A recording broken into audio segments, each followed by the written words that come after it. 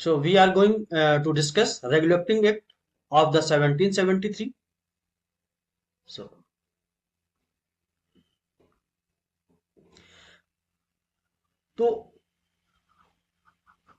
what about the Regulating Act 1773? Okay, तो इसका purpose क्या था? 1773 एक्ट का पर्पस क्या था?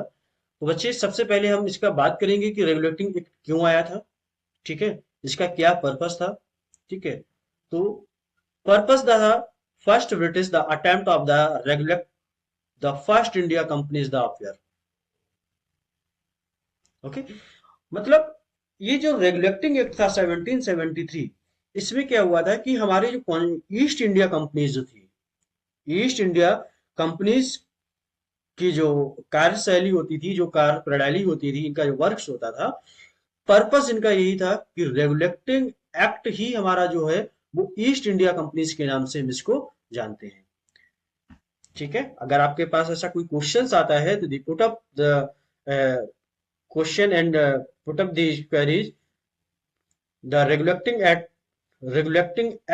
कॉल्ड द, क्या हो जाएगा, east India companies of the affairs. ठीक, तो रेगुलेटिंग एक्ट का पर्पज ही था ईस्ट इंडिया से रिलेटेड। ठीक है, जब ईस्ट इंडिया हमारे भारत देश में जब आए थे, ठीक है ना, ईस्ट इंडिया थे, तो हमारा उस समय का जो समय था वो 1773 का हुआ करता था। ठीक है, अब क्या हुआ कि ब्रिटिश सरकार, जो हमारी ब्रिटिश सरकार थी, उसके द्वारा ये अटेम्प्ट किया गया था। 1773 एक्ट जो था, 1773 जो एक्ट था, वो ब्रिटिश के द्वारा अटेम्प्ट किया गया था। आफ्टर देन इसके यहाँ पे जो भी योजनाएं होती थी, जो भी कार्य होते थे, वो किसके अकॉर्डिंग होते थे, ब्रिटिश के अकॉर्डिंग हुआ करते थे। ठीक है ना, तो इसका जो मेन जो असेंबली वो होती है, तो वो कौन होता है मेन इसका, वो ब्रिटिश सरकार होती है। ठीक है ना। सेकंड, इसके द्वारा जो हमारे इंडिया में पहली बार जो कंपनी आई थी, ठीक है ना, पहली बार जो भी कंपनी का प्रशासन जो रहा था, पहली किसी का, देखिए क्या है, अभी करंट में बहुत सारी कंपनियां हैं, ठीक है ना, और उस कंपनियों पर क्या होता है, किसी एक का शासन होता है। जैसे करंट में अगर हम देखें, बच्चे अगर हम करंट में इस चीज को देखें, करंट में अगर हम इस चीज को ऑब्जर्व करें, तो मान लीजिएगा कि कोई आप एक लिमिटेड कंपनी ले लेते हैं, फॉर एग्जांपल द एचसीएल। ठीक है, अब इस कंपनी में क्या होता है कि किसी न किसी गवर्नमेंट का, किसी न किसी गवर्नमेंट का क्या होता है, शासन होता है। उसके रूल्स और रेगुलेशंस के अकॉर्डिंग हम उसको ऑर्गेनाइज करते हैं। ठीक है, इसी प्रकार, ठीक है ना, एस्टेट क्या होता था कि जो उस समय 1773 में जो भी बिजनेस होते थे, जो ऑर्गेनाइजेशन होते थे, जो कंपनियां, जो भी कंपनियां होती थी, वो according to rule of the British सरकार फॉलो करती थी। ठीक है। सेकंड, देखिए बच्चे, कहीं पर अगर आप कोई भी पॉइंट क्लियर नहीं होता है तो सॉरी, आप मेरे को कमेंट सेक्शन में पूछ सकते हैं। Definitely we will reply to you right now. Okay, established the governor general of Bengal with the executive the council the first lord one the Hastings। ठीक है ना। अब बच्चे, हमारे भारत का हमारे भारत का जो फर्स्ट काउंसिल जो था, ठीक है ना, जो फर्स्ट काउंसिलिंग एजुकेटिव जो था, वो कौन था, लॉर्ड वन हेस्टिंग। ये कई एक बार ऐसे क्वेश्चंस पूछा गया है प्रीलिम्स में कि जो लॉर्ड, हमारे भारत का प्रथम, या हमारे भारत का जो फर्स्ट एजुकेटिव काउंसिल जो था, वो कौन था। तो आप इसको याद रखिएगा। तो फर्स्ट काउंसिल जो हमारा बच्चा हुआ, सॉरी, फर्स्ट काउंसिल कौन हुआ, लॉर्ड वारेन हेस्टिंग्स। ठीक है ना, तो ये हमारे भारत का प्रथम काउंसिल जो था, जो हमारे भारत का था। ठीक है ना, made of the governors of the Bombay and the Madras substance of the to Bengal. अब क्या हुआ कि ये जो बंगाल का क्या था, ये जनरल गवर्नर तो थे, जो लॉर्ड वार्निंग हेस्टिंग जो थे। ठीक है ना, after then made the governance. अब इन्होंने, तो बच्चे we discuss with you the second point of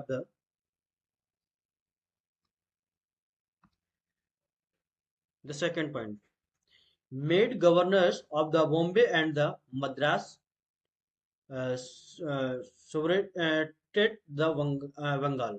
अब क्या हुआ कि इन्होंने made of the Bombay and the Madras, तो दो जो हमारा गवर्नर जो थे, ठीक है ना, इसके माध्यम से मद्रास एंड बॉम्बे, बंगाल के जो जनरल गवर्नर थे उसके अधीन हो गए थे, मतलब उनके तरफ में हो गए थे, ठीक है ना, वो उसी पर डिपेंडेड हो गए थे, ठीक है ना। Third point, established the Supreme Court the Kolkata the 1774। कई एक बार यहाँ से क्वेश्चंस आते हैं कि सबसे पहले जो सुप्रीम कोर्ट जो स्टेबल हुई थी वो कहाँ पर हुई थी, तो बच्चे 1773 में, 1773 में, ठीक है, कहाँ पर हुआ था, कोलकाता में हुआ था, ठीक है ना, कोलकाता में ये सबसे पहले स्टेबलिश हुई थी। सेकंड, अब इसमें हम आगे भी और भी डिस्कस करेंगे, सुप्रीम कोर्ट क्या होती है, ठीक है ना, हाई कोर्ट क्या होती है, तो ये हम पूरा एक्सप्लेन करेंगे, ठीक है।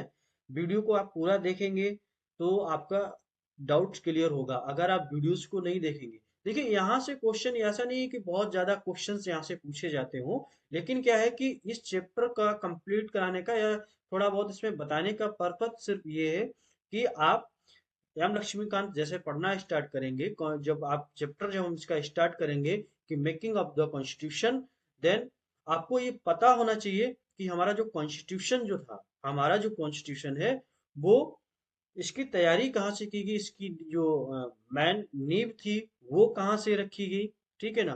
तो इसलिए हम इसको बता रहे हैं, इसमें से बहुत ऐसा नहीं है कि बहुत सारे क्वेश्चंस आते हो, ठीक है ना, ऐसा नहीं है, आते हैं क्वेश्चन लेकिन बहुत सारे नहीं आते हैं, ठीक है। Second, companies the official from the private trade and the excepting the bribes. अब इसमें जो भी कंपनियां थी वो कैसी थी, जिसमें ये हमारा कोलकाता में जब ये हो गया था, उसके बाद और भी तीन और भी तीन जो कोर्ट थे, ठीक है ना, उनको भी ऑर्गेनाइज किया गया था, ठीक है ना, और इसमें 3 न्यायाधीश हुआ करते थे। कितने न्यायाधीश थे, 3 न्यायाधीश थे।